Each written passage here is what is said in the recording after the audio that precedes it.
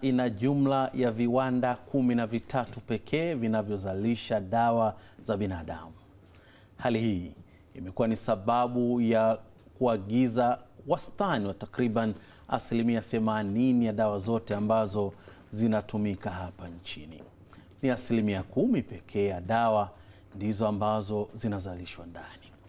Baada ya kuliona hilo, serikali ikaona kwamba huu ni wakati mwafaka wa kufanya mageuzi ama mapinduzi na hatimaye kuanza kuzalisha kwa wingi zaidi dawa hizo badala ya kutegemea kuagiza. Mataifa jirani ambayo yanatuzunguka yamekuwa yakifanya biashara hiyo ya dawa na kujiingizia fedha nyingi tu katika akaunti zao. Mpango ambao uliwaleta pamoja wazalishaji wa dawa wenyewe ambao ni wamiliki wa viwanda na serikali, wakachekecha na kujadili, na mwisho wa siku wakasema kutawekwa hub ya kuzalisha dawa hizo. Eneo ambalo linatajwa kama mahususi kwa ajili ya shughuli hizo ni kule Mloganzila. Je, nia hiyo njema ya wazalishaji na serikali itafanikiwaje? Nini kimekuwa kikwazo cha viwanda ambao vipo kushindwa kujitanua zaidi na kuzalisha kwa kiwango ambacho kinatakiwa? Hayo ni miongoni mwa maswali ambayo yamekuwa yakiulizwa, lakini majibu yake tutayapata. Yangu matumaini ya kwamba siku yako imekwenda salama salmin, na ndivyo ninavyokualika kwenye Uchanganuzi. Naitwa Nurdin Selemani. Studio tumemwalika Bashir Harun ambaye yeye ni mwenyekiti wa wazalishaji wa dawa hapa nchini. Karibu sana Sheikh. Asante sana Bwana Nurdin Suleiman. Nashukuru sana kwa Azam TV kwa kutualika na kuja kuongelea mada hii ambayo ni nyeti sana katika nchi yetu. Naam, ni kweli, jambo ambalo linagusa afya na usalama wa Tanzania. Kwa hiyo tutakuwa sote na Bwana Bashir Harun, lakini pale Dodoma katika studio zetu pia tutajiunga na Dr. Mugisha Nkoronko ambaye ni rais wa chama cha madaktari hapa nchini MAT. Karibu sana Bwana Dr. Nkoronko. Asante sana studio, tunashukuru kuwa pamoja nanyi. Naam, acha tuanzie hapa kwanza kwa Bashir Harun ambaye wao ndio wenye jukumu hili. Hebu tuambie kwanza, watu wanaona viwanda vipo, tunaambiwa viwanda vipo 13 ambavyo vinazalisha dawa za binadamu, lakini kuna viwanda vingine 6 vinazalisha chanjo na dawa za wanyama, kufanya jumla viwanda kuwa 19, lakini kuna viwanda vingine ambavyo vinazalisha vifaa tiba zaidi ya 24. Shida imekuwa wapi kufikia ili soko la Watanzania na kuzalisha katika kiwango ambacho kinatakiwa? Nashukuru sana kwa swali lako ambalo ni nyeti sana. Awali yote nataka kuzungumzia kwamba Tanzania tumeamua katika sera zetu kuwa ni nchi yenye viwanda. Na tunapozungumzia kuwa ni nchi ya viwanda, viwanda vya aina mbalimbali vinatakiwa viwepo Tanzania. Kwa hiyo takriban miaka 5 iliyopita, katika awamu ya 5, serikali yetu ikiongozwa na wakati ule hayati Rais Magufuli walitilia mkazo swala la uwekezaji katika viwanda vya madawa. Kwa hiyo kukawa na forum ambayo tulikuwa tumewaalika Watanzania wawekezaji pamoja na watu wa nje kuja kuwekeza katika viwanda vya madawa. Kwa hiyo muda ule tuliitikia wito huo na tukaenda kuwasikiliza serikali yetu, na serikali ilisisitiza kwamba sasa inaweka mkakati.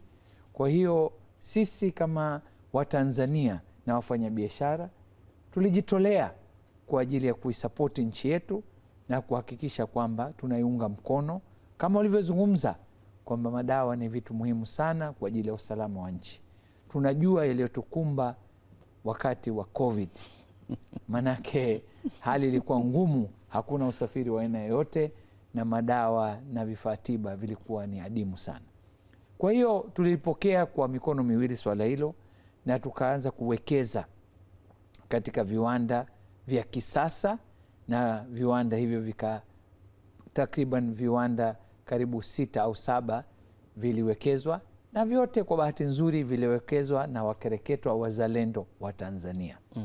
Kwa hiyo mojawapo ni mimi mwenyewe pamoja na wenzangu tuliwekeza katika viwanda vya aina tofauti.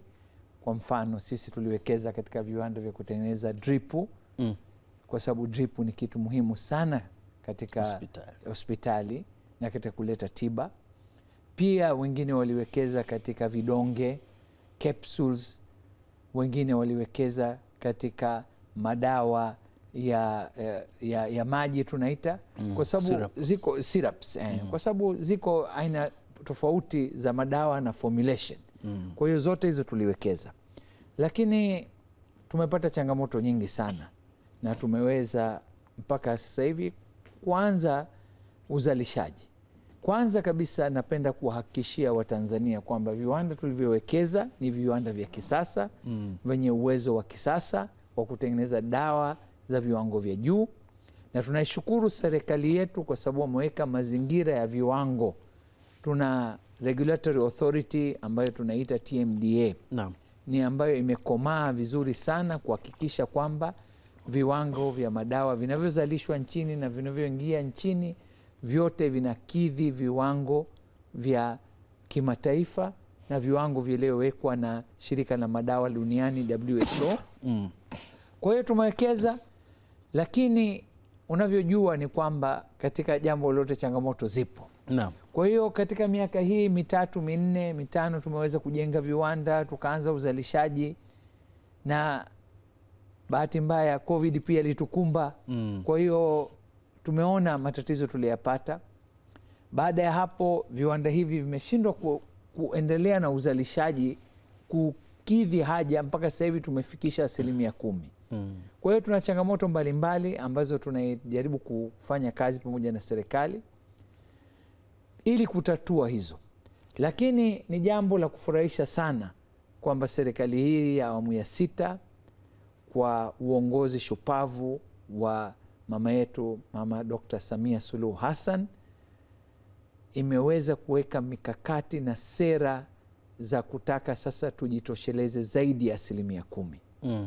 Kwa hiyo lengo la serikali ni kuhakikisha kwamba tunavuka 50%.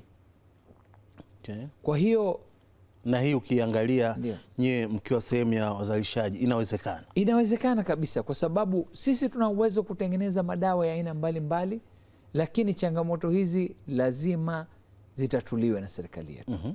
Na sasa hivi tumeona kwamba serikali ina mwamko mkubwa wa kutatua matatizo haya na changamoto hizo, ikiongozwa na wizara yetu ya afya, ikiongozwa na waziri wetu Mheshimiwa Mohamed Omar Mchengerwa, ambaye ndani ya siku 100 ya kuwa katika wizara hii ameweza kuunda tume maalum ya kupitia na kuweka mazingira ya mkakati ili viwanda hivi vilivyopo tayari viweze kuendeleza uzalishaji.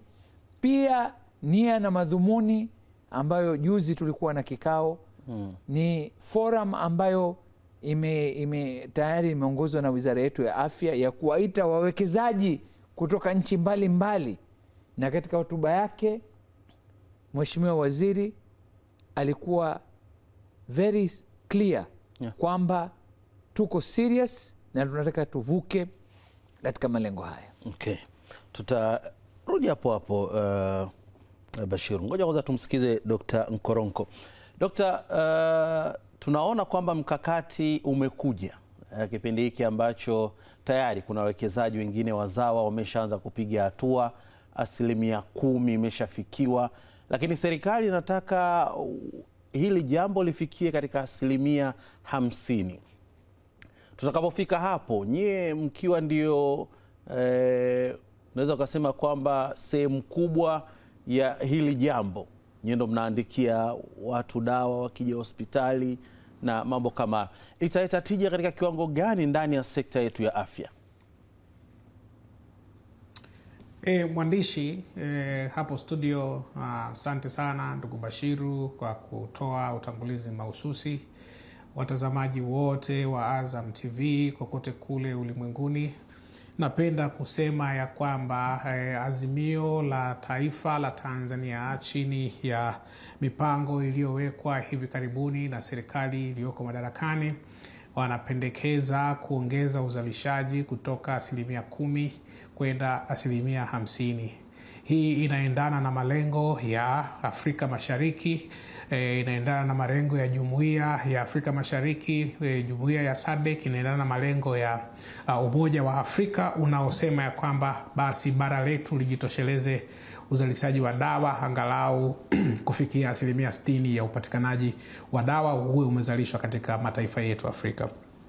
Kabla ya kwenda kuangalia tija yake ndani ya taifa letu, ni vizuri tuangalie jinsi dawa zinavyozalishwa duniani. Asilimia zaidi ya 90 ya dawa zote zinazotumika duniani zinazalishwa kwenye mataifa machache makubwa, mengi yakiwa hapo Ulaya na mengine yakiwa kule Asia, hasa katika nchi ya India na Uchina, na mengine yakiwa yanazalishwa kutoka kule Marekani. Barani Afrika zaidi ya asilimia 90 ya dawa zote zinazotumika mpaka 97 kwenye baadhi ya mataifa mengine inakadiriwa zinaingizwa kutoka katika mataifa mbalimbali, na mengi yao yakiagiza kutoka katika mataifa ya Asia, nchini India na kule nchini Uchina.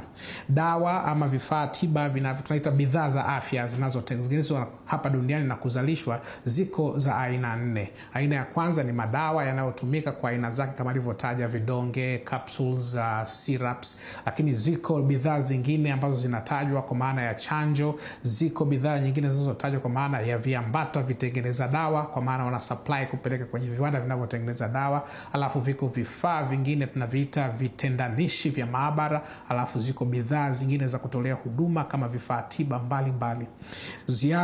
Dhamana aliyopewa Mheshimiwa Mohamed Mchengerwa ni ya kupongezwa, na maneno anayoyasema kwenye jamii yanaonyesha kwamba sasa Tanzania tunakwenda kuongeza uzalishaji kutoka 10% mpaka 60%. Impact yake ni nini kwenye uchumi wa taifa? Impact yake ni nini kwenye afya za Watanzania? Ndipo tutatimiza hili lengo kwa mikakati tulionayo. Endapo tutakamilisha mipango tulionayo, tutaongeza usalama wa huduma za afya, tutaongeza ubora na uimara wa mifumo yetu ya afya kukabiliana na matarajio ya watu wanaokuja kwenye vituo vyetu vya kutolea huduma za afya kupata matibabu. Itapunguza utegemezi, itapunguza gharama, alafu itaongeza ufanisi na kuwafanya Watanzania waweze kuishi maisha marefu, na hii itaweza kusababisha tuweze kufikia pia malengo tuliojiwekea ifikapo 2050 kwamba tuwe na uchumi wa juu ambao unaweza kuwa unakadiriwa kufika kwenye trilioni 1 dola economy tunavyoita. Kwa sasa niseme kwa upande mmoja tu kwenye eneo la ubora wa huduma na upunguzaji wa gharama, ili dawa zitufikie sisi. Let's say tumeagiza kutoka katika taifa la Uchina ama katika taifa la India, zinasafiri kwa njia ya meli na zingine zinasafiri kwa njia ya ndege. Tunapewa kutoka kwenye gharama ya uzalishaji wa kiwanda, tunaongeza gharama za usafirishaji. Zikifika Tanzania kwenye bandari, vinatakiwa zisambazwe kwa kupitia mtandao wa MSD tulionao, ziweze kuwafikia Watanzania kwenye zaidi ya vituo 12,000 vinavyotoa huduma za afya hapa nchini. Madaktari zaidi ya 20,000 waliosambaa katika taifa hili waweze kukamilisha wajibu wao wa kuwatibu kwa kutumia hizi dawa. Kwa utakuta thamani kwa maana ya value ya ile dawa na ule mnyororo wa thamani wote mpaka kusifikisha kwa mtumiaji unakuwa na gharama kubwa sana. Zitakapozalishwa hapa ndani ya nchi, ina maana hatutakuwa na cost ile ya usafirishaji kutoka India mpaka hapa, au kutoka Uchina mpaka hapa, ama zingine zinatoka Uingereza, zingine zinatoka katika mataifa ya Ulaya, zingine zinatoka katika mataifa ya Amerika, kule dawa zinakuja, na hiyo gharama itapungua, na hivyo fedha tutakazozisave kwenye kutoa huduma hiyo ya dawa tutazitumia kuwekeza katika maeneo mengine. Tanzania iko kimkakati, iko kijiografia jinsi ilivyokaa, iko katikati kabisa mwa bara la Afrika, upande wa pwani ya bahari ya Hindi. Hivyo inaweza ikahudumia zaidi ya mataifa 15 yanayolizunguka taifa hili kutokea hapo bandari ya Dar es Salaam. Kwa hiyo kutokea hapo Dar es Salaam, endapo tutakuwa na viwanda vyetu kimkakati, tunaweza kuwahudumia Wanyarwanda, tunaweza kuwahudumia Warundi, tunaweza kuwahudumia wa Kongo, tunaweza kuwahudumia wa Zambia, wa Zimbabwe, wa Malawi, tunaweza kusambaza, hata tunaweza kupanda mpaka kule juu kabisa kwa Wasomali, tunaweza kupanda kule Djibouti na kwingineko. Kwa hiyo tunaweza sasa tukajipatia fedha za kigeni ambazo sasa taifa letu zitazi accumulate kwa ajili ya kuendeleza maisha ya Watanzania, kuyaboresha katika njia mbalimbali. Mwisho lakini si mwisho kwa umuhimu, endapo uzalishaji wa dawa huu utahakikisha ubora wa huduma. Kuna nyakati tumepita katika kipindi mbalimbali. Kwanza kuna kipindi hiki tulipokuwa na COVID. Katika kipindi cha COVID uzalishaji wa dawa ulipungua, usambazaji wa vifaa tiba ulipungua, ule mnyororo wa thamani ulikatika kwa sababu tu ya ule ugonjwa. Na hivyo kwa sababu tunategemea zaidi ya 90% kutoka nje, kwa kuwa zilikuwa hazifiki, hivyo watu wetu wakawa katika hatari na usalama wao ukawa mashakani, na pengine wengine walipoteza maisha kwa sababu hawakupata vitu walivyokuwa wakivihitaji kwa ajili ya kufanya afya zao ziendelee. Lakini tumekuwa na tishio la usalama katika hii pembe ya Afrika, hasa katika maeneo ya pwani ya Somalia kuja pwani ya Lamu, Kenya, mpaka kufika kwetu huku, tishio la ugaidi, matishio makubwa na vimbunga mbalimbali vinavyotokea katika ukanda huu wa pwani ya Afrika Mashariki. Hivyo vinasababisha insurance ziwe kubwa za zile meli zinazoleta, na hivyo cost inaongezeka, na hivyo Watanzania wenzetu wanashindwa kumudu huduma. Kwa uzalishaji wa ndani utaimarisha uwezo wa taifa kuwahudumia watu wake na uwezo wa serikali kuwahudumia watu wake. Jitihada hizi zimechelewa, tulitamani kuziona tangu uhuru, lakini kwa bahati mbaya tumepita katika vipindi mbalimbali vya tawala, wamefanya baadhi ya mambo, tunashukuru. Hivyo saa hii tunasema asante, kwa sababu hili wazo limekuja kwa wakati mwafaka. Ni wakati sasa wa sisi kuskyrocket na kutimiza matakwa ya Jumuiya ya Afrika Mashariki na Kati, kuzalisha dawa kufikia 60%. Sisi tumeweka zaidi ya 50, lakini lengo ni angalau 60% ya dawa zizalishwe hapa, tuwe India ya Afrika Mashariki. Okay, Dr. Nkoronko, kuna kasumba moja ambayo imezoeleka. Hii imeanzia kwa watumiaji wa dawa wenyewe, lakini hata nyewe madaktari. Mara nyingi mtu akienda kuandikiwa dawa fulani, labda dawa A, mtu anasema kwamba hii imetengenezwa nchi gani? Anaambiwa hii imetengenezwa labda Asia, imetengenezwa Amerika na hii ya Ulaya, lakini ukitaka nzuri zaidi hii ya Ulaya, hii ndio yenyewe.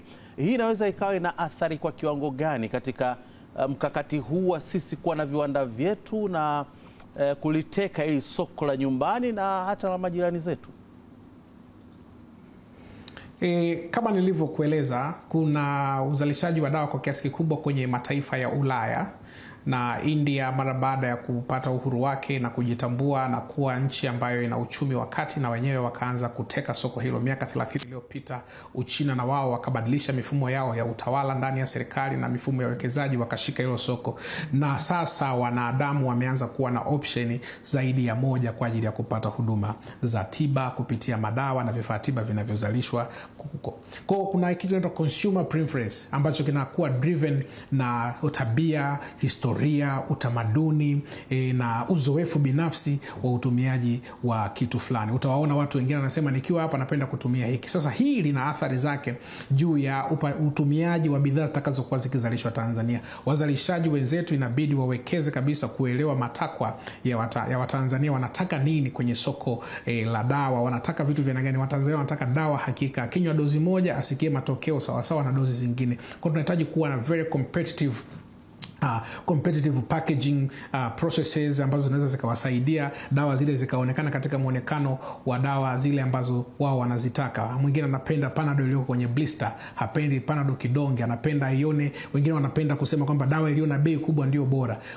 Vyombo vya udhibiti nchini Tanzania vinatakiwa vihakikisha kwamba ile therapeutic dose ambayo iko kwenye dawa inakuwa ni ile ambayo mtu akitumia dawa ya upande mwingine au ya taifa inayozalishwa kwenye taifa jingine iweze kufanya kazi. Na mwisho lakini si mwisho kwa umuhimu, ni vizuri kabisa wanapokuwa wakizalisha dawa wazingatie ladha na maoni ya watumiaji wa dawa hizo na wale ambao wanawaandikia dawa hizo, kwa sababu wanaona experiences zao. Kwa hiyo lazima tuwekeze katika utafiti, lazima tuwekeze katika majaribio. Hapa tumesikia taifa letu linataka kutengeneza maabara kwa ajili ya majaribio ya madawa mbalimbali ambayo wanategemea kujenga huko Mlongazila. Ni lazima tufanye animal based clinical trials, lazima tufanye human based clinical trials, tuyathibitisha ya madawa yetu, tuyashindanishe na formula zingine, na njia ni rahisi ya kufanya hivyo. Ujuzi upo, sababu zipo, tunachokosa tu ni miundombinu na fedha za kufanya hivyo. Na hivyo nadhani wazalishaji tukikaa pamoja na sisi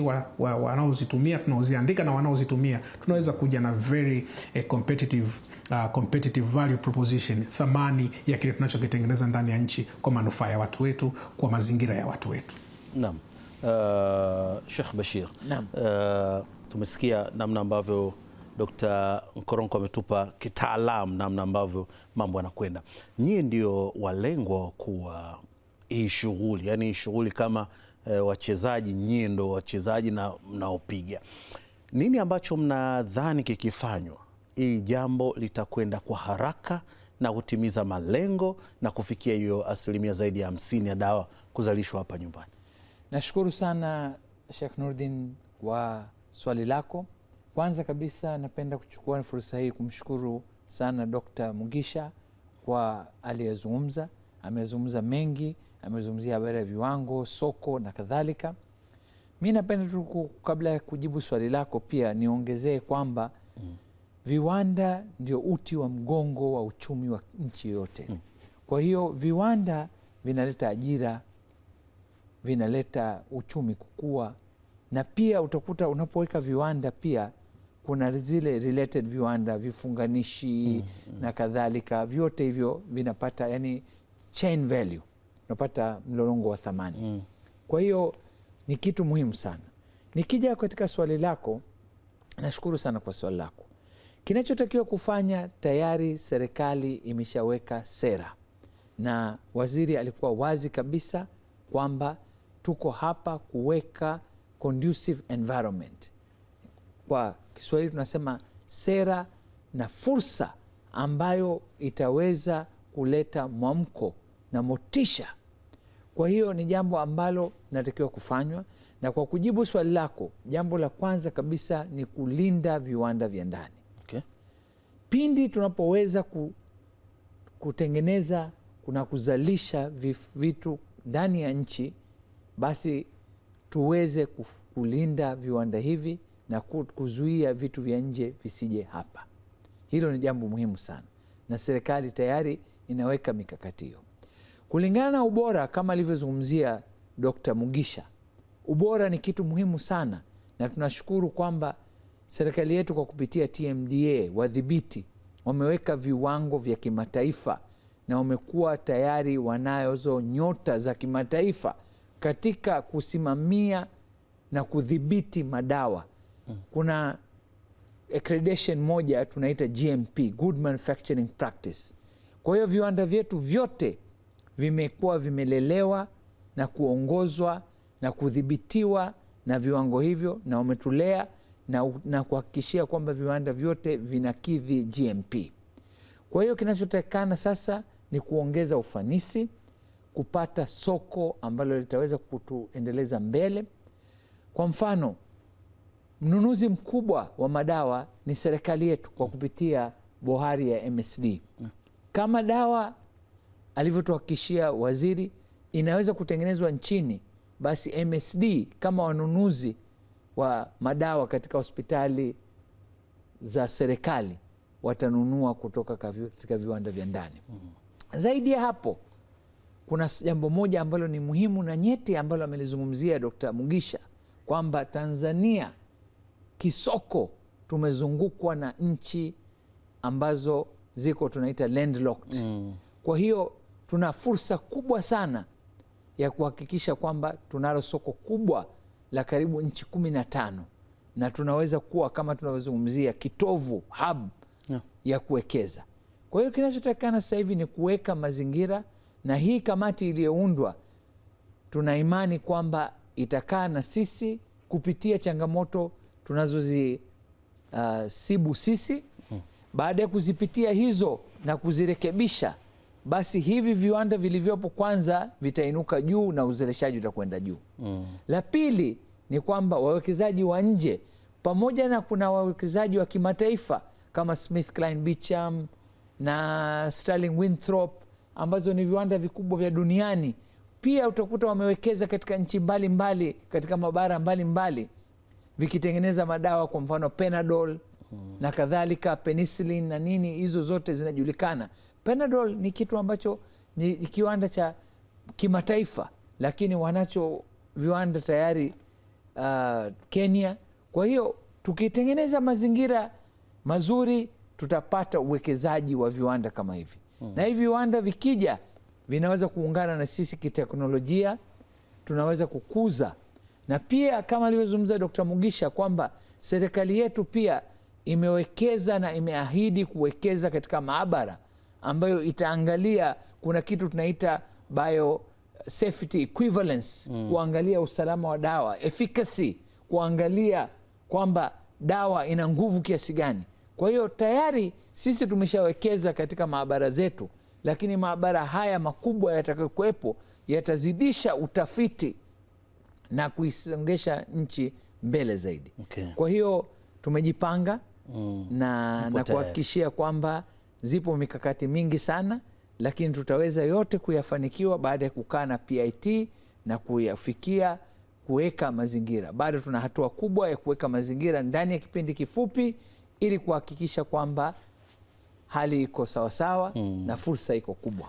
Sheikh Bashir Harun, nikushukuru sana. Asante sana. Mimi napenda kuchukua fursa hii kukushukuru sana na kukuhakikishia kwamba Watanzania kwamba tumejipanga na tuko hapa kuiunga mkono serikali yetu, na tunawashukuru sana nyinyi kama vyombo vya habari kwa kuchukua mada kama hizi na kuwapelekea wananchi. Pia tuko katika sekta ya afya, sio katika madawa tu. Sisi kama wafanyabiashara pia tumewekeza katika mahospitali. Tumewekeza katika hospitali kubwa ya Shifa Pan African Hospital iliyoko Kinondoni, ambayo ni viwango vya kimataifa pia na uwekezaji mkubwa.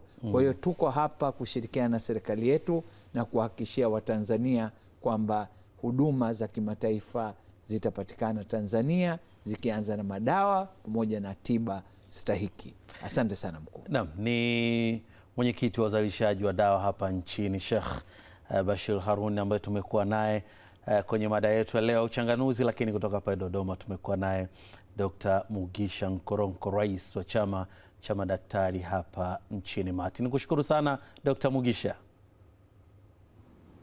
Asante sana na niwatakie kila laheri. Kwa pamoja tulijenge taifa letu. Amin. Maneno ya hekima na ya busara kubwa ambayo anamaliza nayo Dr. Mugisha, akisema kwamba lazima tulijenge taifa letu, kwa kuwa hii ndio nchi ambayo tumezaliwa, tutakulia hapa na vizazi vyetu pia vinapaswa kuendelea kuwa hapa. Nukta hii inatufikisha tamati ya Uchanganuzi kwa juma hili. Naitwa Nurdin Selemani, nikutakie tu utazamaji mwema wa vipindi vinavyoendelea. Panapo majaliwa tukutane tena Jumatatu. Kwaheri.